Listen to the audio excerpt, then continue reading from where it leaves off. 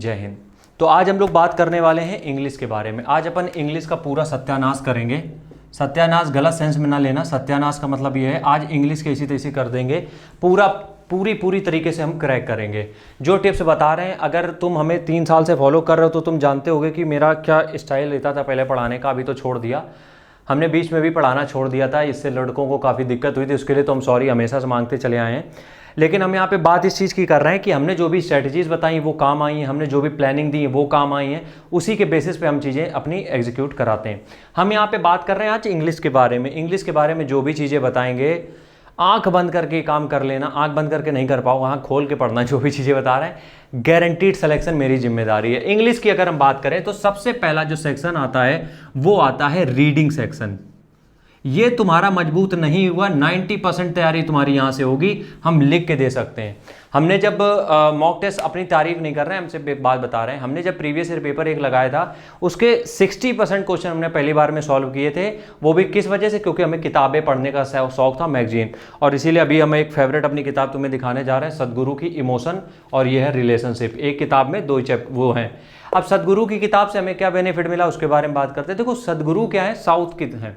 अब इनके जो इंग्लिश के प्रोनाउंसिएशन होते हैं, अब देखो एक यूपी बिहार वाला अंग्रेजी बोल रहा है और एक साउथ वाला अंग्रेजी बोल रहा है, एक इंडिया वाला अंग्रेजी बोल रहा है, एक क्या है यूरोप का कोई अंग्रेजी बोल रहा है। बहुत डिफरेंस होता है, ठीक है। दोनों के जो शब्द होंगे, वर्ड होंगे, उनमें काफ़ी डिफरेंस होगा।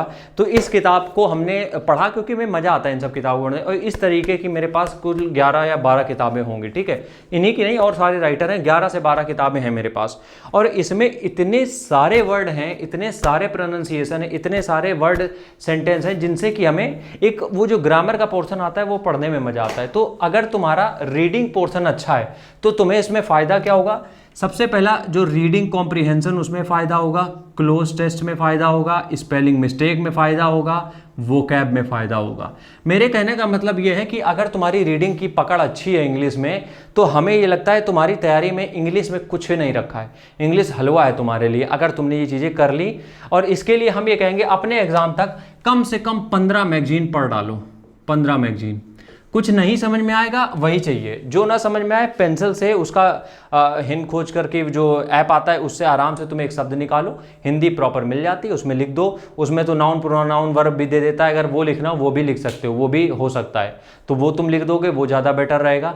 तो यहाँ पे तुम्हें चीज़ें ये समझ में आ जाएंगी कि तुम्हें क्या करना है। मैगजीन पढ़नी कम से कम 15 पढ़ डालना, बहुत पतली पतली आती हैं, 90 रुपए की भी कोई मिल जाती है, कोई 100 रुपए की भी मिल जाती है। धीरे धीरे पढ़ना, अब ये नहीं कि 15 इकट्ठा मंगा ली, नहीं होगा।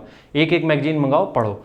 तुम्हें इंग्लिश नहीं भी आती फिर भी पढ़ो, और ये हमेशा काम आएगा। ये नहीं है कि तुम सिर्फ एग्जाम निकाल लो तभी, नहीं। किसी से अगर बात भी कर रहे हो तो इंग्लिश, हम ये नहीं करें इंग्लिश बहुत ज़रूरी है, लेकिन इंग्लिश आनी चाहिए, कहीं पे अगर ज़रूरत पड़े तो आनी चाहिए, ठीक है। तो पहला तो ये हो गया, ठीक है। दूसरा जो सेक्शन आता है वो आता है हमारा कोर का।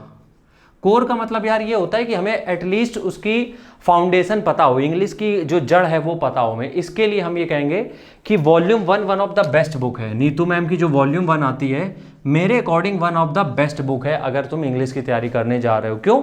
रूल्स बहुत अरेंजमेंट तरीके से मतलब अरेंज दिए हैं, तुम्हें कोई दिक्कत नहीं होगी किसी तरीके की।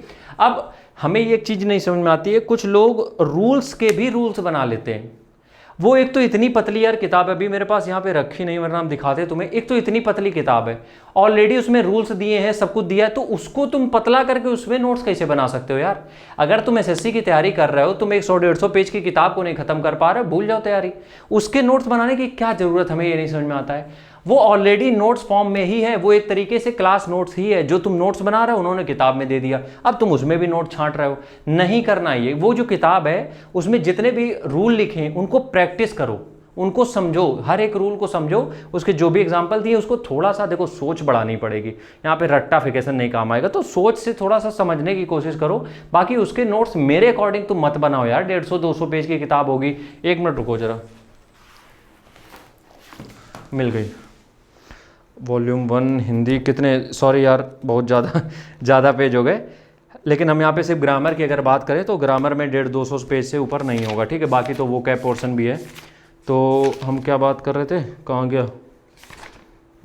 200, ठीक है, 200 नहीं 250 पेज हैं, लगभग 250 पेज है। लेकिन एक पेज में भी आधे से ज़्यादा तो उसमें तुम्हें प्रैक्टिस सेशन दिए हैं। तो तुम्हें करना क्या है, तुम्हें यार इसके नोट्स नहीं बनाने हैं।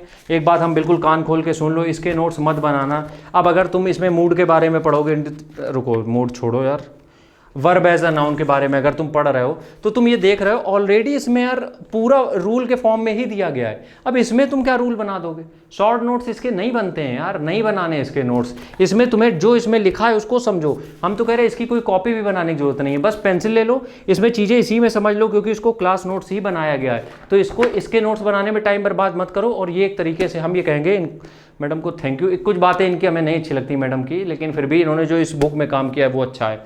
तो इस वजह से ये किताब हम रिकमेंड करते हैं भाई सबको।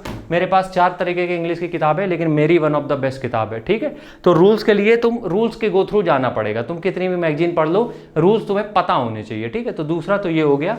और अगर तुम किसी भी तैयारी में बहुत ज़्यादा अपने आप को इधर उधर घुमाओगे ना, नहीं होगा सिलेक्शन। तीसरा आता है वोकैबुलरी,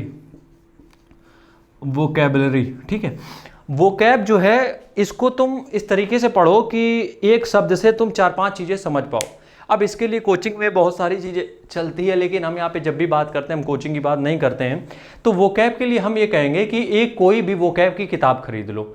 ब्लैक बुक अभी के लिए ब्लैक बुक नहीं सही रहेगी, एक बार तुम थोड़ी चीज़ें सीख जाओ उसके बाद ब्लैक बुक भी ठीक रहेगी। लेकिन हमें ये लगता है शुरुआत में ब्लैक बुक बहुत ओवर हो जाती है, तो इसलिए नीतू मैम ने ही एक लॉन्च की अपनी किताब को, ये है किताब, बस एक ही किताब लेना यार, ज़्यादा नहीं, वो पतली सी किताब है, उसी को ले लो, उसी को रिवाइज करो, पढ़ो, उसके शब्द देखो, उसके जो 4 पार्ट दिए उनके भी मीनिंग देखो, इतना तुम पर्याप्त है। क्योंकि तुम्हारे पास भी एक ही बुद्धि है और एक एग्जाम निकालने के लिए तुम्हें 4 सब्जेक्ट भी पढ़ने हैं, तो चारों के प्रोनाउंसिएशन देख लेना जो भी उसमें दिए जाते हैं, और वो किताब तुम खत्म कर सकते हो। मतलब कहने का क्या है, तुमने 10 से 15 मैगजीन ले ली, इसके ऊपर कुछ मत करना वरना घूमते रहोगे, नाचते रहोगे, हम बता रहे हैं। 10 से 15 तुमने मैगजीन ले ली, उसके बाद तुमने एक वॉल्यूम 1 ले ली, और मैडम की ही, नीतू मैम की ही एक आती है वो वोकैबुलरी सेक्शन की बुक, वो ले ली। इन तीनों पार्ट में हम तुमसे गारंटी के साथ कह रहे हैं तुम्हारी इंग्लिश कवर हो जाएगी। अगर तुम्हारे पास बुद्धि है समझने की, रट्टा मारने की है तो नहीं निकलेगा, लेकिन अगर समझने की बुद्धि है तो इन्हीं 3 में तुम्हारा काम हो जाएगा, ठीक है।